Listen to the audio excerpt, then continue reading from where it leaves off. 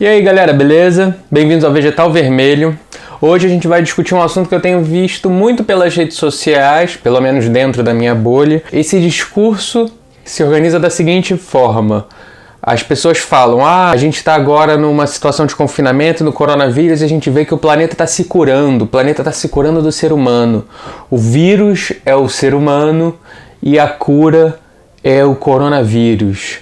E esse discurso, de fato, ele é muito problemático e eu vou tentar ver em que sentido ele pode ser considerado como ecofascismo e como esse discurso tem muito a ver com o discurso de um personagem muito famoso que foi um grande vilão protagonista de 2 filmes dos Vingadores recentemente, que é o Thanos. O Thanos, para quem não sabe, spoiler, o projeto dele era dominar o universo para exterminar metade da vida do universo. Então ele queria diminuir metade das populações do mundo para que o planeta e a vida se organizassem de maneira mais sustentável. É muito fácil pensar numa analogia entre o discurso do Thanos e o discurso dessas pessoas que falam que o vírus é o ser humano. E eu vou tentar trazer alguns conceitos que vão ajudar a gente a pensar, será que o vírus é o ser humano mesmo? Vamos lá?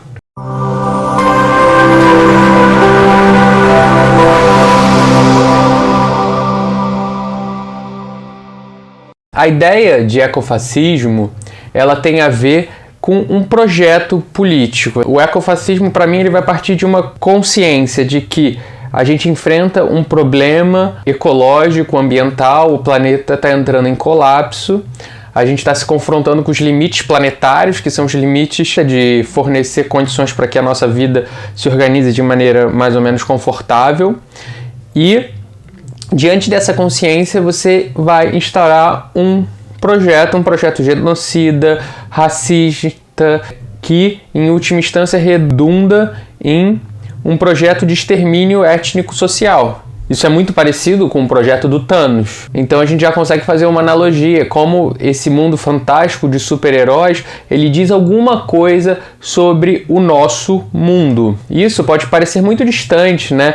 Tá no mundo fantástico, que só existiriam super-heróis. Será que isso está tão distante assim realmente? Quem fala de maneira irrefletida, o vírus é o ser humano, não é uma pessoa ecofascista propriamente, né? Mas ela está reproduzindo uma ideologia, um senso comum que pode suportar e pode servir de suporte, de justificativa para um tipo de violência atroz, um tipo de violência que não está muito distante do que a gente enfrenta hoje em dia. Então a gente tem que ficar muito atento às formas de discurso que a gente está reproduzindo, que por mais que a gente tenha boa intenção, essa forma de discurso que a gente reproduz, ela pode suportar todo tipo de violência. Se a gente parte de uma constatação que é, de fato, o planeta está entrando em colapso e o nosso modo de vida hiperconsumista, ele está destruindo as condições de vida no planeta Terra. Eu fiz um outro vídeo no qual eu discuto também o conceito de antropoceno, que se chama Os Veganos que Apoiam o Sistema que Mais Mata. Eu vou botar o link aqui, e que eu discuto detalhadamente com dados tudo isso. Mas a gente parte dessa constatação que a gente vive um colapso global e o aquecimento global é uma realidade, então a gente tem que começar de fato a se preocupar que discursos como o do Thanos colhem politicamente e se tornem projeto. Olha o que vem acontecendo no mundo nos últimos tempos. Esse horizonte não é um horizonte tão distante da gente quanto a gente imagina. Esse mesmo discurso que vai dizer que o vírus é o ser humano, em geral ele é proliferado por uma pessoa que está dentro da sua casa, que tem uma TV, ou 2 ou 3, que tem celular, computador, e que, pasme, tem um carro de 1 tonelada estacionado na sua garagem. E, de repente, pode ser até uma pessoa que gosta de ter o carro do ano, que vai trocando um carro atrás do outro. Então essa pessoa diz que o vírus é o ser humano.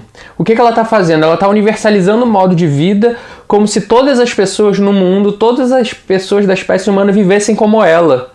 E talvez que a vida que ela tem seja o horizonte a ser alcançado por todas as pessoas.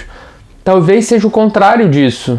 Talvez a gente tenha que pensar de outra forma, de outra perspectiva. Imagina que louco, para essa pessoa existir da forma que ela acha mais confortável, ela precisa ter na garagem dela 1 tonelada de metal estacionada, e todo ano tem que ter 1 tonelada nova. Imagina a movimentação no mundo que é necessária para que essa pessoa tenha um carro novo todo ano, para que um celular se produza, a quantidade de energia, de trabalho que a gente gasta para isso é surreal. Não é o ser humano que é o problema, é uma certa organização do que é o ser humano, é o mundo do consumo. Eu fiz um vídeo há uma semana atrás sobre consumo e veganismo, que eu discuto mais detalhadamente essa questão do consumismo. Se você tem interesse nisso, vai lá e assiste. Mas a gente vive num mundo completamente interconectado, que é só essa interconexão, esse mundo globalizado, mundializado, que permite que a gente tenha acesso a todos os materiais que a gente tem na nossa casa. Essa câmera que está gravando, o meu computador, cada materialzinho, cada pedacinho dessas coisas vem de um canto do mundo. E esse mundo interconectado é a condição de possibilidade para que o vírus aconteça.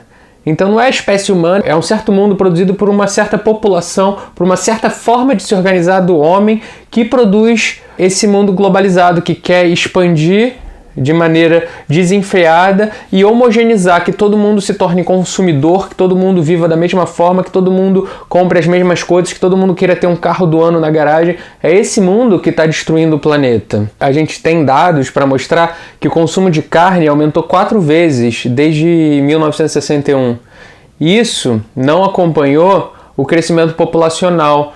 Então, por exemplo, esse consumo exacerbado de carne, que só cresce, esse consumo exacerbado de animais mortos, ele é também dos grandes motivos para a gente ter essa crise que a gente está tendo agora do coronavírus. E esse consumo é uma bomba relógio para que a gente enfrente outras crises. A gente cada vez mais está confinando animais. 96% dos mamíferos que existem na Terra, eles são domesticados, só 4% são selvagens. A gente está destruindo o planeta e domesticando e confinando eles, isso vira uma bomba relógio para vírus. Não só o consumo de animais, mas também a própria circulação de pessoas. Hoje em dia a gente pega um avião, a gente chega no outro lado do mundo num segundo. Será que é necessário a gente viver dessa forma? Então eu posso afirmar que o vírus não é o ser humano. O que um americano médio consome não é a mesma coisa que um cidadão do Chad médio consome. Como eu falei no último vídeo, a humanidade ela não é uma força geológica unificada. O antropoceno não é uma constatação sobre a espécie humana, mas ele começa a partir da Revolução Industrial. A gente não pode colocar no mesmo plano a responsabilidade dos Estados Unidos, da Europa e da Índia com a da Bolívia e do Marrocos, por exemplo. Em 1900, a Grã-Bretanha e os Estados Unidos representavam 55% das emissões acumuladas de CO2, 65% em 1950 e 50% em 1980. Então é muito fácil a gente ver que é uma certa parcela da população que é responsável por essa crise que a gente vive, e não é o ser humano que é o vírus. O Yanomami não é tão responsável quanto o Bill Gates. Se a ciência então anuncia que a gente se aproxima de um fim, talvez a gente tenha que pensar outros movimentos. De um lado a gente pode pensar com Ailton Krenak, ideias para adiar o fim do mundo. Então a gente pode pensar formas de adiar esse fim do mundo, outras formas de nos organizar para que o fim do mundo demore um pouco mais para chegar. E talvez mais do que a gente tentar adiar o fim do mundo, a gente pode também tentar pensar que um outro fim do mundo é possível. A gente precisa construir um mundo de outra forma. E a gente tem que tirar das mãos dos Thanos por aí, e a gente tem que se esvaziar desse discurso ecofascista para que a gente possa construir algo diferente. A gente acha que essas coisas estão muito distantes, mas a qualquer momento pode acontecer essa violência atroz.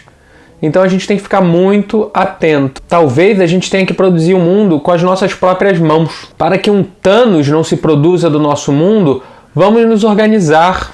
Se você acompanha o meu canal, você sabe que eu sou vegano e eu posso te dizer, por exemplo, para você acompanhar o que a UVA está fazendo. A UVA é a União Vegana de Ativismo. É uma organização coletiva que vai pautar um veganismo popular e que está fazendo um movimento muito legal nesse sentido. Tem também a galera do Subverta. Lá eles têm trazido debates muito interessantes nesse sentido que eu venho debatendo no canal. Então existem diversos espaços de debate que você pode encontrar é só você procurar, tem a Sociedade do Bem Viver, vai lá, segue o pessoal do Bem Viver. A gente está tendo uma série de debates interessantes. Eu acho que o grande movimento que a gente tem que ter atualmente é tomar as rédeas do mundo, se organizar. Considere o veganismo, mas que ele seja popular, anticapitalista e interseccional. Valeu, galera!